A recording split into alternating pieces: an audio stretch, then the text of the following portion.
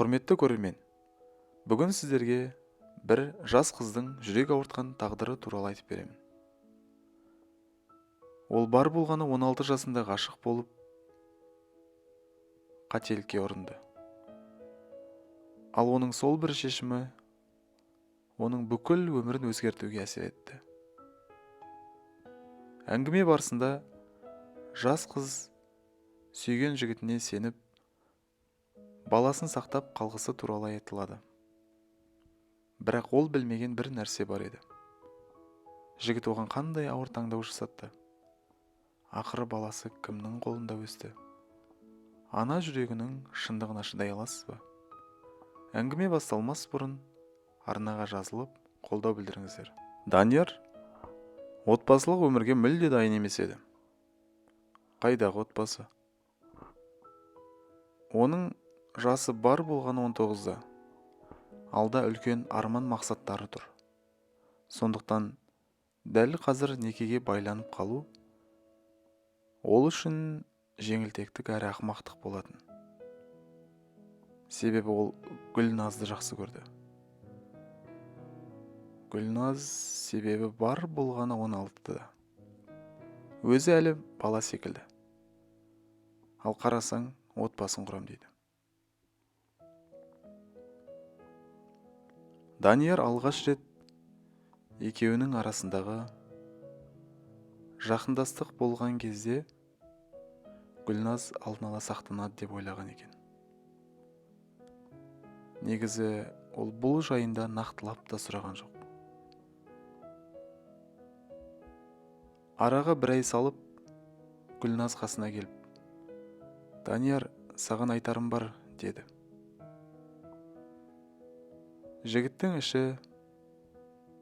бір өзгерісті, бір қорқынышты сезіп тұрды. Егер қыз осылай әңгіме бастаса, демек жақсы хабар емес, деп топшылады ол. Қарап отырса, шынында да ең жаманы күткендей алдына шығып тұр.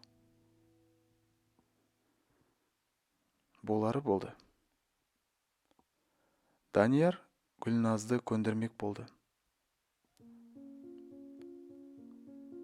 Қазір бала асырау ерте, екеуміз де жаспыз, қазір түсік жасатқаның дұрыс, деп барынша көндіруге тырысты.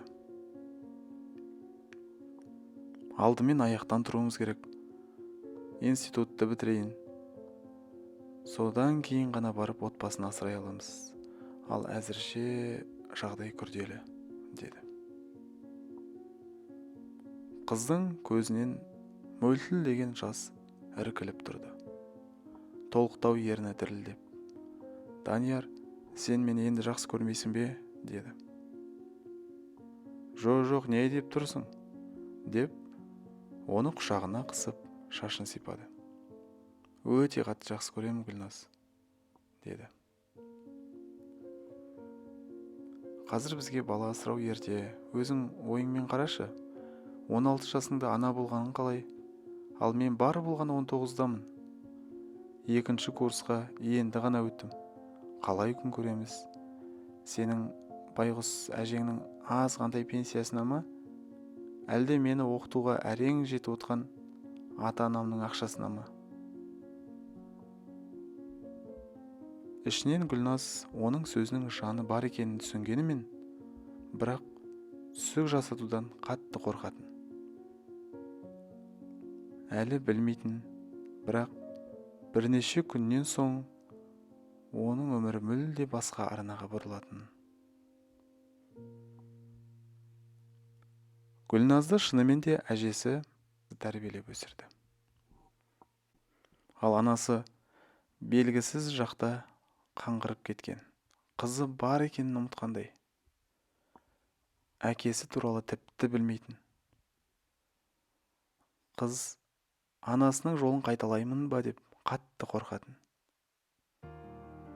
Сондықтан Даниярдан бала көтергенін білгенде жүрегін үрей мен уайым биледі. Гүлназ шын мәнінде бақытты, мықты отбасы құрғысы келетін.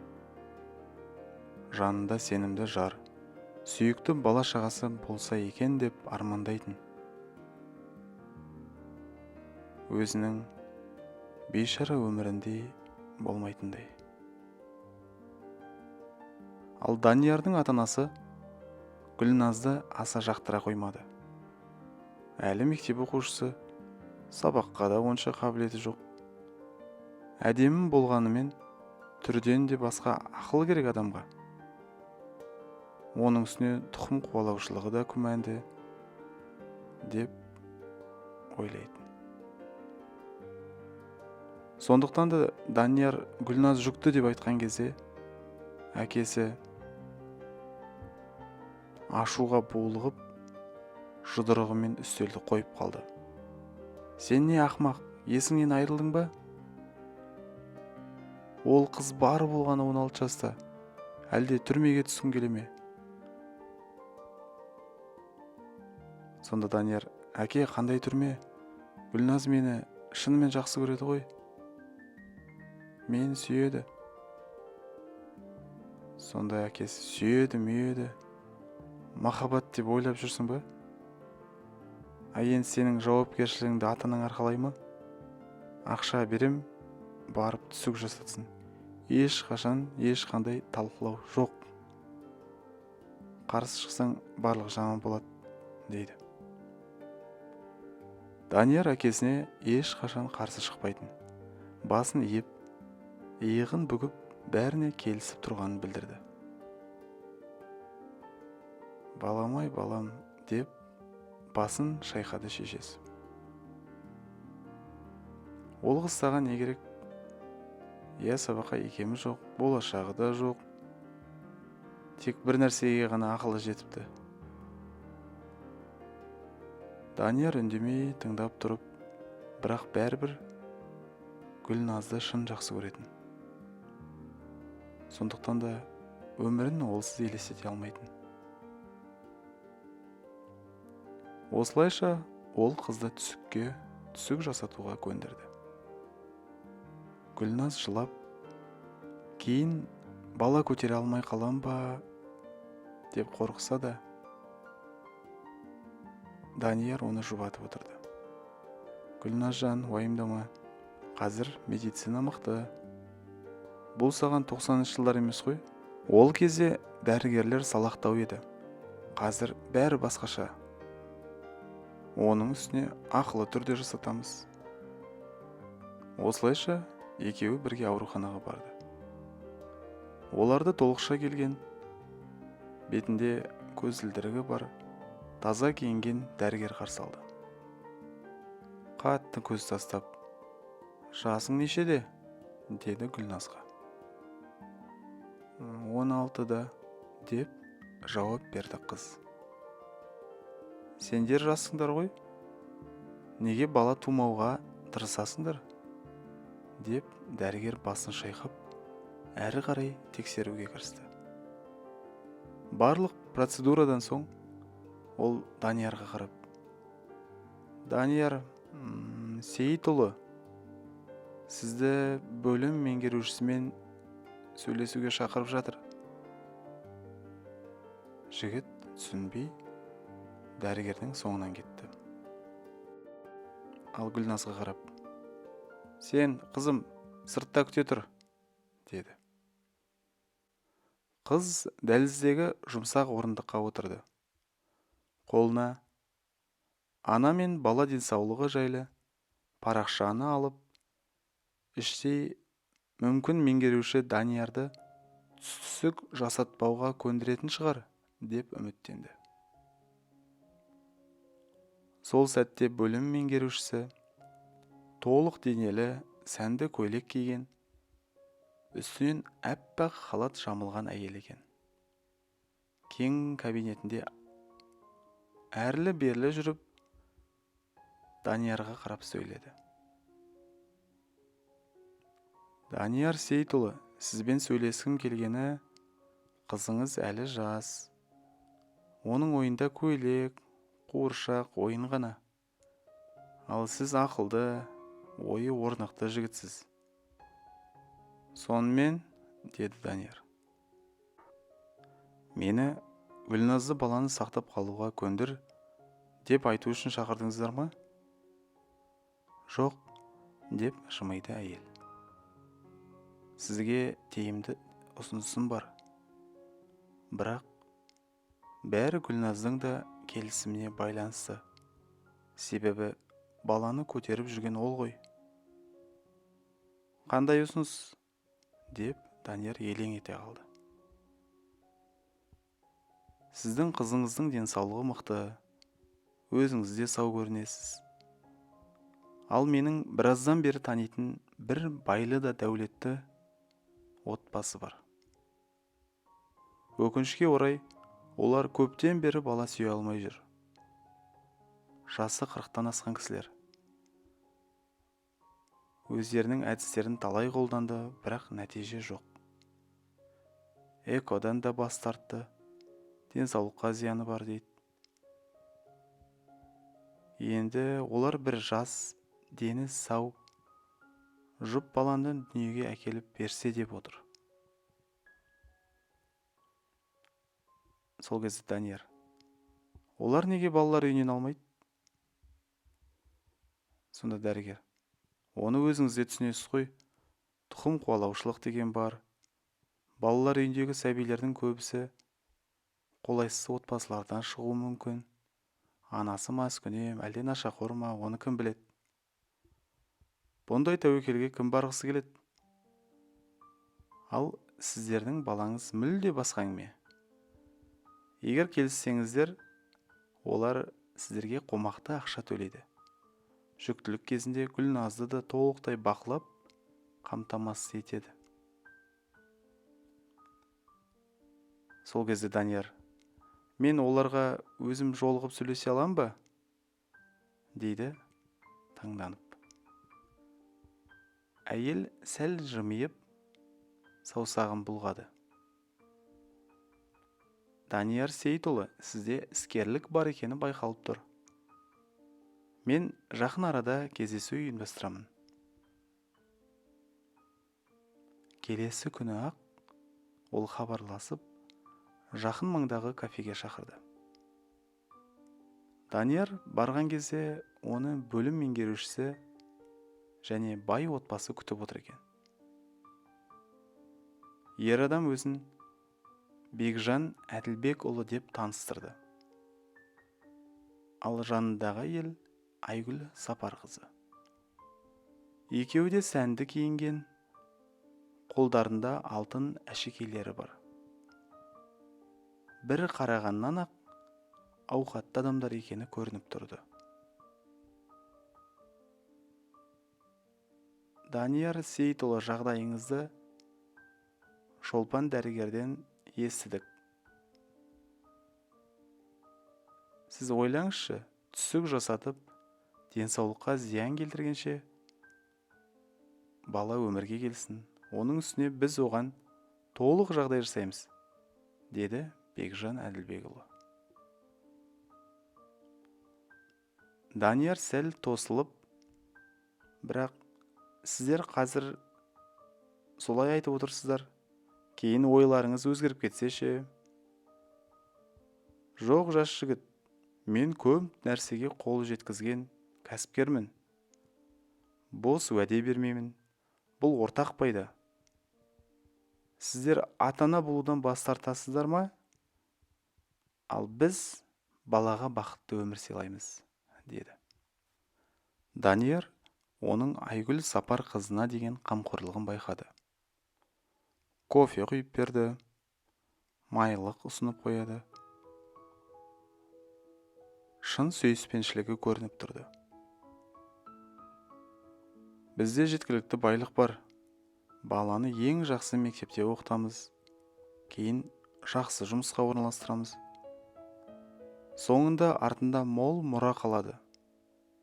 Әрине, сіздер баладан ешқандай құқық талап етпеу туралы келісімге қол қоясыздар. Сол кезде Данияр: біз бұған не аламыз? деді.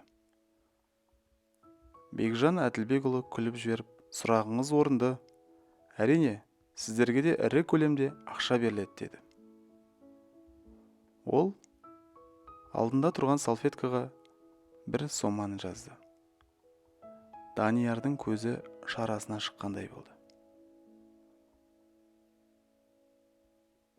Бұл екеуіңізге бірдей сома.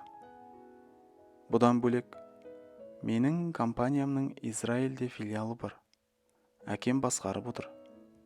Барлық құжатын әзірлеп, оқуға да, жұмысқа да жол ашамын. Бала туғаннан кейін сіздер сонда ұшып кетесіздер. Оқисыздар, қызметке орналасасыздар.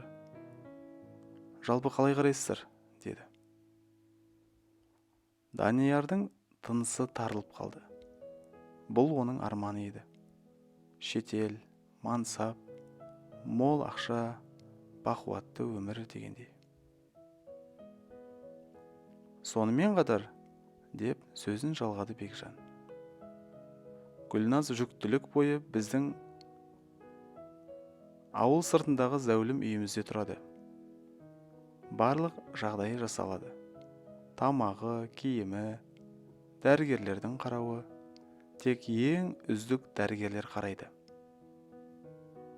Қалай ойлайсыз? Ұсынысымыз жаман емес сияқты. Данияр басын изеді, бірақ іштей бір күмән қылаң бар еді. Ұсыныс тамаша, бірақ Гүлназды қалай көндірсем екен, деп отырды. Әр қыздың әлсіз жері болады, жігітім, деді Бекжан жымиып. Сен табарсың жолын. Данияр мен Гүлназ паркке серуендеуге шықты. Жігіт маңызды әңгіме бар деп шақырған. Қыз болса жүрегі алып ұшып, бөлім меңгерушісі Даниярды түсік жасатудан айнытты-ау, енді бәрі жақсы болады-ау, деп ойлап келе жатты. Бірақ ол әлі ештеңеден хабарсыз еді. Данияр асықпай бәрін түсіндіре бастады. Гүлназ аң-таң болып, үлкен көзімен жігітіне қарады. Данияр, сен не айтып тұрсың? Баламыз сонда сатқың келе ме? Деді ақыры шыдай алмай.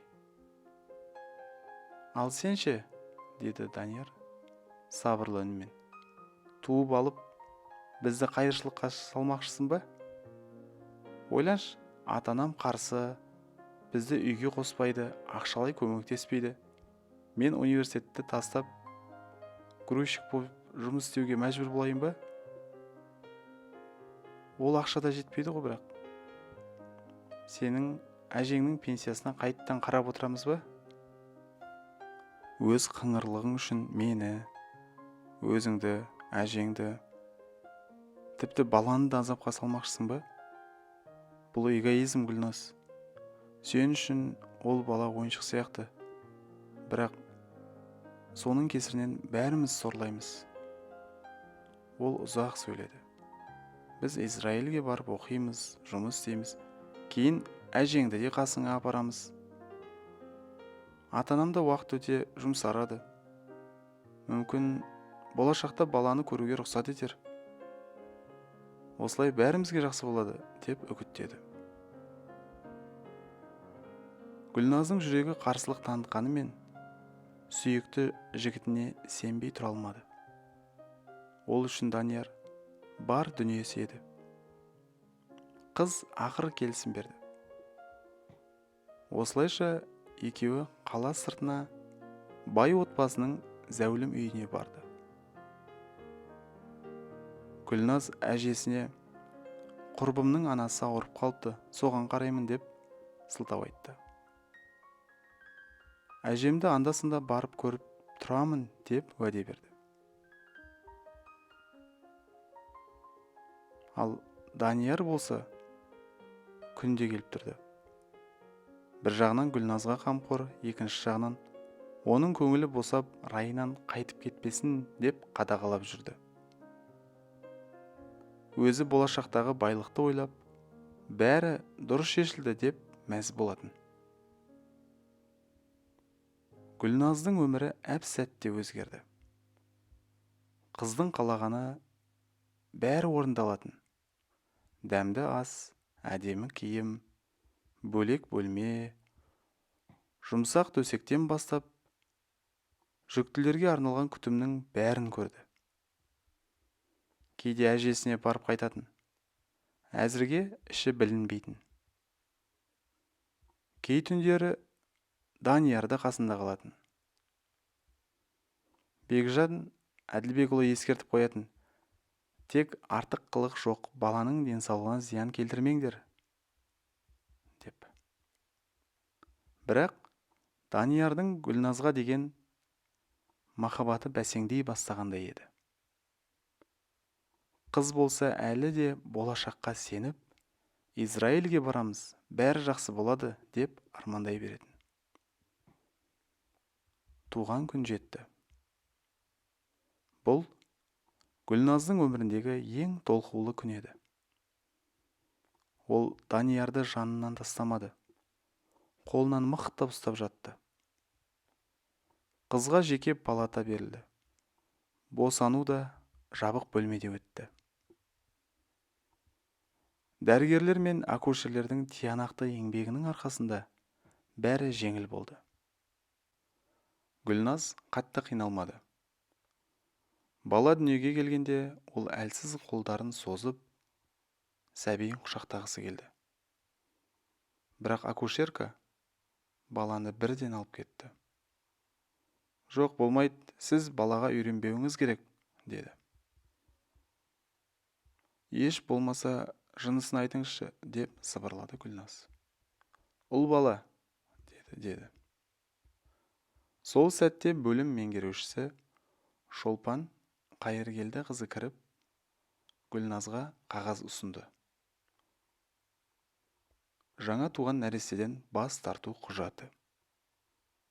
Қыздың көзіне жас келіп, бірақ Даниярдың сендірген көз қарасын көргенде қол қойды.